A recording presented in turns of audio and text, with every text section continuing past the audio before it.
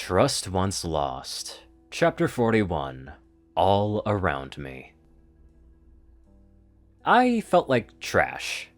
I had ruined everything. As the giddy excitement of winning over spoiled rich faded, I came to realize what I'd done. Diamond Tiara was injured and bleeding. Her namesake jewelry was broken. She called me her friend, and I'd turned around and used her as a cudgel against her own mother, figuratively speaking. If she was a friend, I should have put her well-being first. My leg throbbed in time with Melody's gate, keeping me from succumbing to the intense fatigue I was feeling, forcing me to keep thinking. I might have started out wanting to teach Spoiled a lesson, but in the end, I had broken her. It was possible that Spoiled was too far up her own ass to see how much trouble she was in, but she'd be lucky to avoid prison. It would be difficult to argue for leniency on the grounds she had a young child at home when she'd struck Tiara as well. I knew how bullying worked. I'd seen Spoiled's weakness and insecurities, and instead of offering support, I'd struck again and again at any vulnerability I found.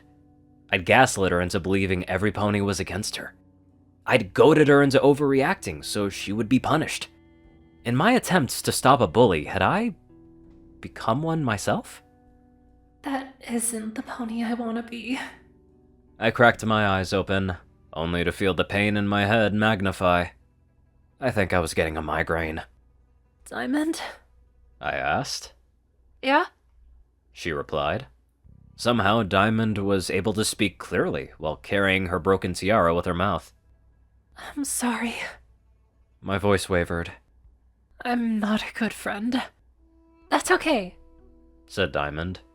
I could tell she was distracted.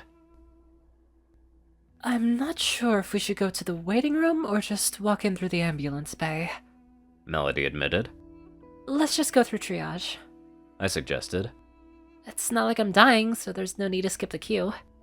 The sounds and smell of a hospital immediately made me feel more relaxed. I couldn't clearly remember coming in through emergency last time. It looked almost disappointingly normal, if a bit old-fashioned.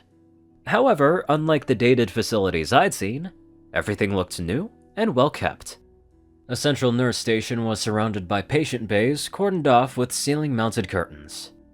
There were a couple of resuscitation bays near to the ambulance entrance, and some triage bays along the short hallway that connected the waiting room to the unit. The clerk behind the admissions desk gave a look of recognition upon seeing Melody, but her smile quickly faded on seeing she was carrying an injured filly on her back. Good morning, Melody, said the blue mare. Can I have the patient's name and reason for admission? Melody leaned closer to the counter. I have 2 fillies here with me. Green has an injured leg, and Diamond Tiara has a laceration to her forehead, said Melody. Code Lilac. The admissions clerk glanced down behind her desk at what I assumed was a list of code colors before stiffening slightly. Please take them straight through to triage 2. The clerk spoke into an intercom system, but by the time she started speaking, we were too far away for me to make out the words. There was no such thing as a code Lilac in any of the hospitals I'd worked at, but I was sure we were about to become very popular. Once we were with the admitting nurse, Melody stepped away so she could talk to one of the other nurses. With the twisting motion Melody mimed, there was little doubt about what she was describing. There were already a pair of stallions wearing vests hovering around us, trying to look inconspicuous. Though they were earth ponies, so their hovering was figurative rather than literal. They pushed us through the area with the curtained-off patient bays to some more private rooms at the back of the unit. I had my own room, while Diamond and Spoiled were placed in the next one. The mattress was thinner than a ward bed, but it was comfortable enough. If only my leg would stop throbbing, I'd be glad to take a nap. A gray earth pony mare in a nurse cap tapped a hoof on the doorway before entering my room. Hi, Green, she said. My name is Nurse Tenderhearts. How are you feeling? Not great, I quipped. But I suppose you get that a lot. Any relation to Nurse Redheart? Oh, I'm sorry to hear that, said Tenderheart. And yes, Redheart is my cousin. What would you give your pain out of 10 at the moment? 7, I answered. 8 if I try to move it. Oh, that's no good. I'll see if I can get you something for the pain, she said. Is there anywhere else that hurts? Apart from your leg. My head hurts. I replied. Especially around my horn. I had a magic surge earlier though, so that's not surprising. A magic surge? Tenderheart questioned. But... She probably hadn't gotten a chance to read my patient notes yet. Yeah, I'm too old. I interrupted. Just read my file. Anyway, I have magic fatigue. Oh, you poor thing. I could do without the condescension. We've sent some pony to find your guardian, so she should be here soon. Your call button is here, and the doctor should be with you soon. Was there anything else you needed? Could you dim the lights? I asked. I think I'm getting a migraine. Dayglow was honestly a little shaken. A code lilac meant a situation involving child or elder abuse, which was rare enough in Ponyville to be notable. This was a code lilac involving her highest profile client. She didn't know the details yet, but there was no way this didn't become a huge headache. Poor Crane. She sighed. You just can't catch a break, can you? There was no need for her to run. Security would already have responded, so Dayglow took the time to unlock her filing cabinet to pull out Green's file, and a few forms she would probably need before she left her office. Dayglow took a moment to collect herself before entering the emergency department. She hadn't dealt with spoiled rich before, in a professional sense, but her husband had made some quite generous donations to the hospital, so she had met the mayor in passing. Her name was certainly familiar, though, and she seemed so benign when they exchanged pleasantries last time. How could she do this? What had happened? Dayglow wondered if something terrible happened in her past to explain why she acted like this. But the answer was probably quite simple. Spoiled thought she could get away with it. Unfortunately, or perhaps fortunately, with the powers that were interested in this case, Spoiled's influence meant nothing. Dr. Redcross and then the unit manager briefed her on what to expect before she went in.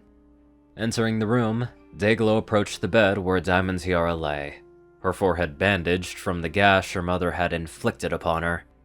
Dayglow could see the fear and confusion in the filly's eyes, and her heart ached for her. Spoiled Rich sat in a chair next to the bed. She had a look of scorn on her face and was staring at Dayglow as if she were an inconvenience. Dayglow felt a flash of annoyance. How dare she? Her own daughter was hurt, and Spoiled didn't seem concerned at all. What do you want? Spoiled demanded, her voice dripping with disdain. Mrs. Rich, I'm Dayglow, a social worker at this hospital.